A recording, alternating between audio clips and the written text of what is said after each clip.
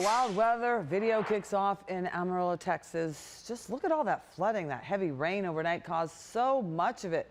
Parts of Interstate 27 covered in water. Several drivers had to be rescued, but thankfully no one was hurt. Well, the village of Ruidoso slammed yet again with dangerous flash flooding.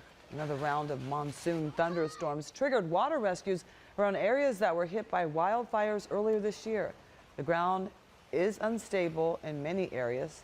You can see those mobile homes just washing away.